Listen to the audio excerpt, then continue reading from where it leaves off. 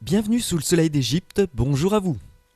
On continue notre introduction sur l'art égyptien et nous allons parler des couleurs. Les couleurs jouaient un rôle important dans l'art égyptien.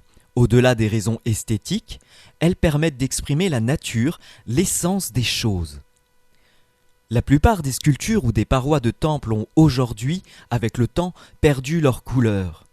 Les matériaux comme le calcaire, le grès, le granit apparaissent de nos jours dans leur teinte naturelle.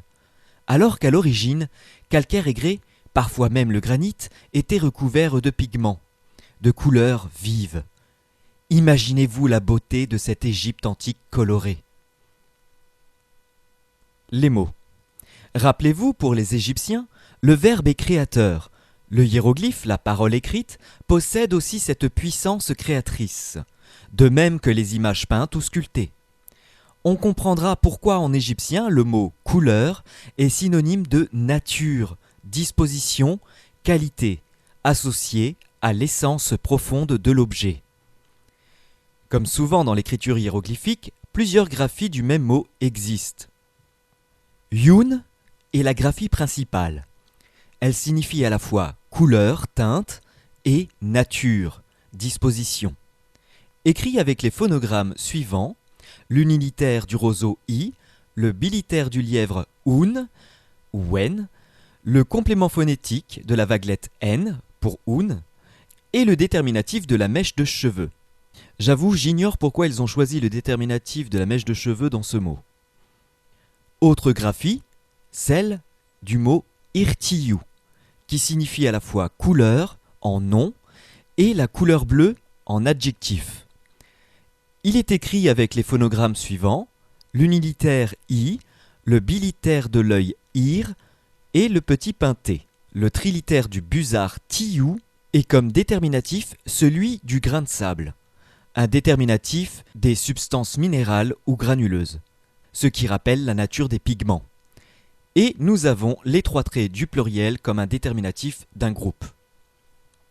Une troisième graphie, djeroui, signifierait à la fois couleur et peinture, écrit avec les phonogrammes suivants, le bilitaire de la botte de lin djer, le poussin de caille unilitaire ou, et les deux traits obliques pour le i long. Ce mot utilise les mêmes déterminatifs que le précédent. Voici comment l'on nommait les différentes couleurs. Le noir kem, le blanc hedge, le bleu irtiyu. Si l'on parle de lapis lazuli, on utilisera chesebjet. Le vert wadj. Si l'on parle de la turquoise, la pierre, on l'appellera mefekat. Le jaune chenet et le rouge desher. Voici quelques règles pour l'emploi des couleurs. L'emploi des couleurs est régi selon une classification établie dès l'Ancien Empire, qui resta pratiquement inchangée au cours de l'histoire antique de l'Égypte. Le corps humain masculin était peint en ocre rouge, tandis que le corps humain féminin était peint le plus souvent en ocre jaune. Nous pouvons voir cette convention sur ces deux exemples. Un groupe de statues de l'Ancien Empire et un papyrus du Nouvel Empire représentant le roi Hérior et Nojmet, son épouse. Autre règle, lorsque vous avez une succession de personnages les uns à côté des autres, la teinte de leur carnation est rendue avec une alternance de teintes claires et foncées afin de les distinguer. On utilisait le rouge pour représenter le bois, le cuivre, le granit, les céramiques, le désert et certains tissus. Le jaune pour représenter le bois, l'or, les fibres et les textiles. Le blanc était largement utilisé pour représenter les vêtements en lin, l'argent, le calcaire, les pins. Le noir était utilisé pour le bois d'ébène ou les matières d'origine animale telles que les cheveux, les toisons, les yeux, parfois les ondes sur l'eau. Le vert était employé pour les plantes, fibres et autres matériaux végétaux. Le bleu foncé rendait la couleur de la terre, des poteries, et le bleu clair, l'eau et le ciel.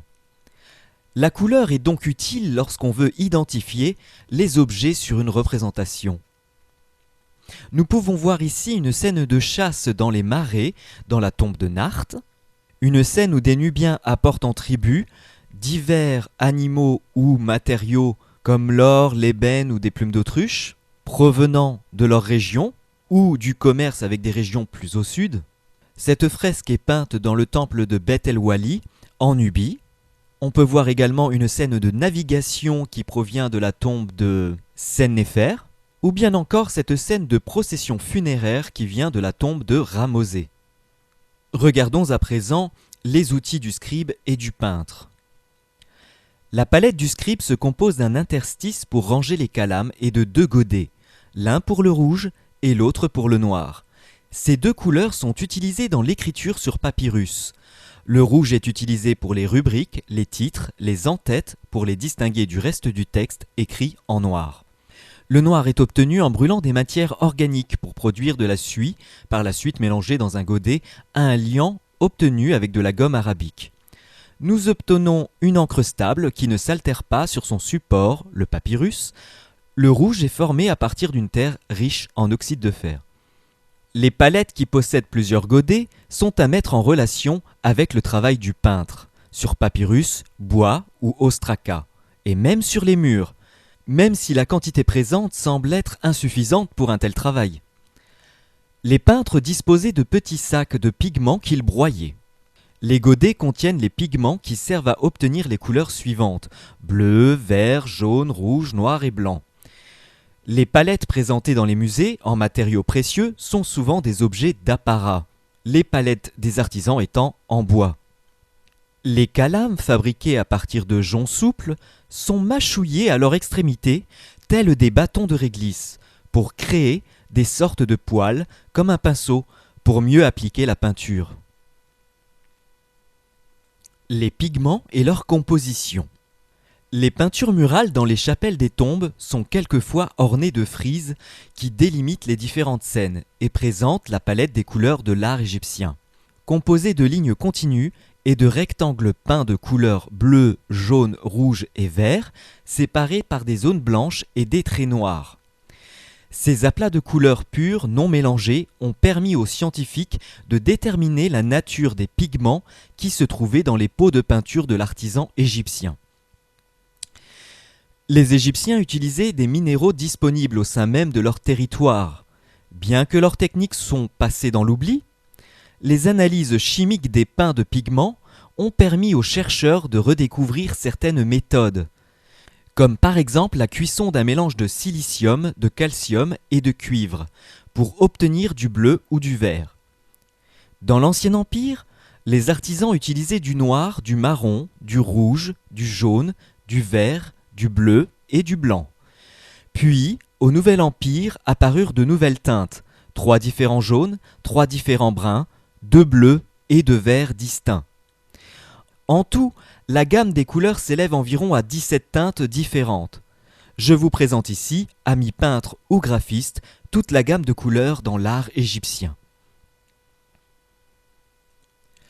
Les couleurs étaient souvent associées par paires, par exemple, l'argent et l'or étaient considérés comme des couleurs complémentaires, c'est-à-dire qu'ils formaient une dualité d'opposés, tout comme le soleil et la lune.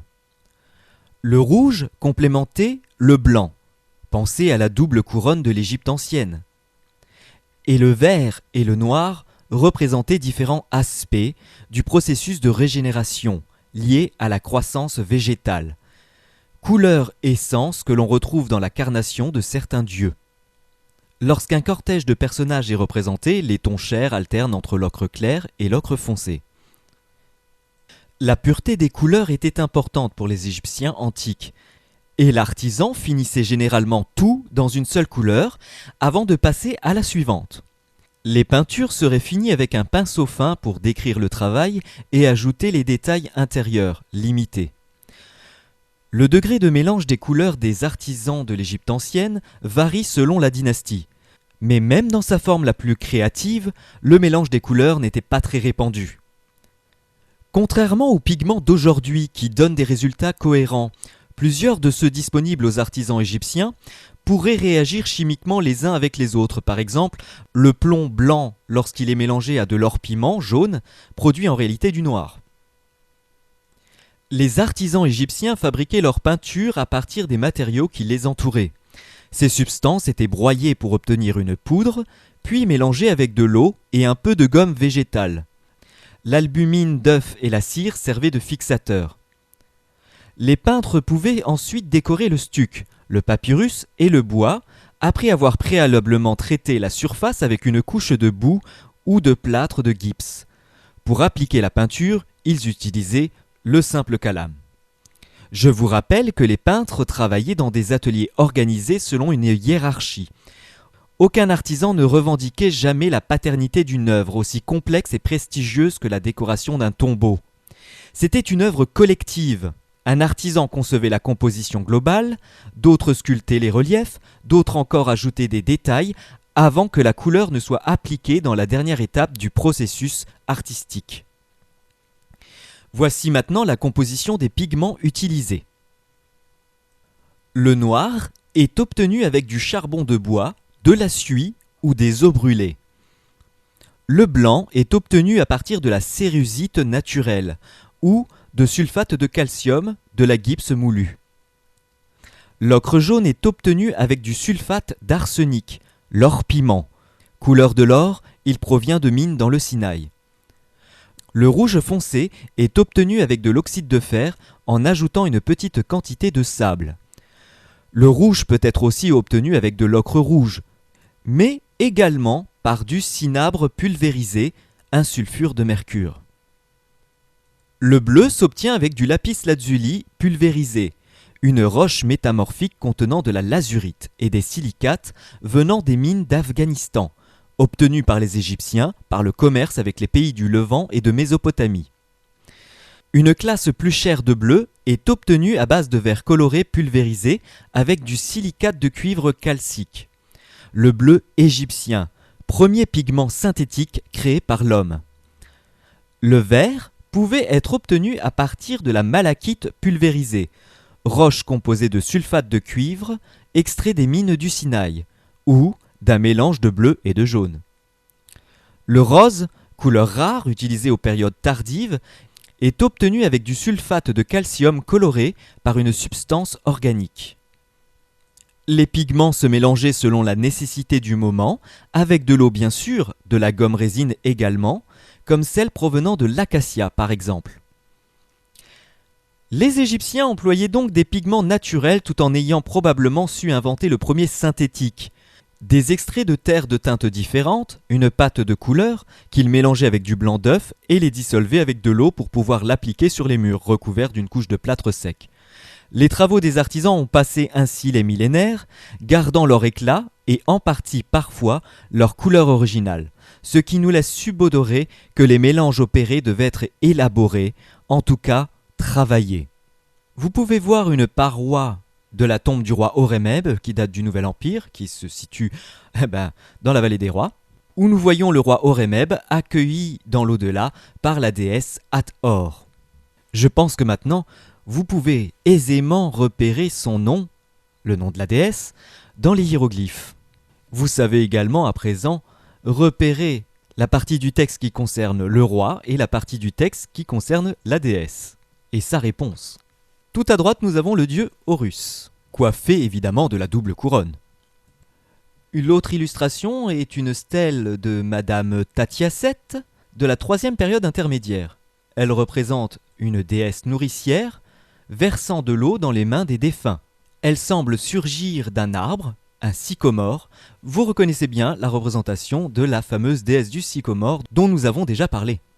En bas, vous pouvez voir une scène de pêche qui se trouve dans la tombe d'Ipuy et qui date du Nouvel Empire. Notez la figuration des vaguelettes d'eau. Ces exemples suivants de bois peint se trouvent tous au Louvre. Nous avons à gauche une statue de la déesse Nephthys. On la reconnaît bien avec son nom inscrit au-dessus de sa tête. Cette statuette représente la déesse Nephthys en train de pleurer Osiris, comme le font les pleureuses lors des funérailles. Autre statuette en bois, celle d'un Ushepti, un serviteur funéraire au service et au nom du roi Ramsès IV, et un coffre en bois contenant des Usheptis à l'intérieur, décoré d'une scène d'adoration, de prière, devant le dieu Osiris et la déesse Isis. Et oui, c'est bien Osiris, il est représenté avec une tête de faucon, le rapprochant donc de Sokar, un dieu funéraire. Osiris porte sa couronne habituelle, la tef, cette longue mitre avec 2 plumes d'autruche de chaque côté. Il porte aussi les regalia, la crosse Eka et le flagellum, Necher. Et tout son corps est emmailloté dans un beau linceul noir et rouge, décoré d'un motif floral. Quant à Isis, elle porte une couronne athorique, composée du soleil et des 2 cornes de vache. Et vous l'avez tous reconnu parce que vous avez repéré son nom devant elle, parce que vous êtes les meilleurs. Il s'agit du coffre à Oushepti de Monsieur Bakimen, scribe du trésor d'Amon et qui date de la 19e-20e dynastie, au Nouvel Empire. Voilà, j'espère que cette petite vidéo vous a plu, n'hésitez pas à me faire des commentaires et on n'oublie pas de me mettre un petit Djeba Irtiou, un pouce bleu, ça fait toujours plaisir. Et bien sûr, abonnez-vous. On se retrouve tout bientôt pour une petite vidéo sur la symbolique des couleurs. D'ici là, portez-vous bien et merci de votre attention. Hotep!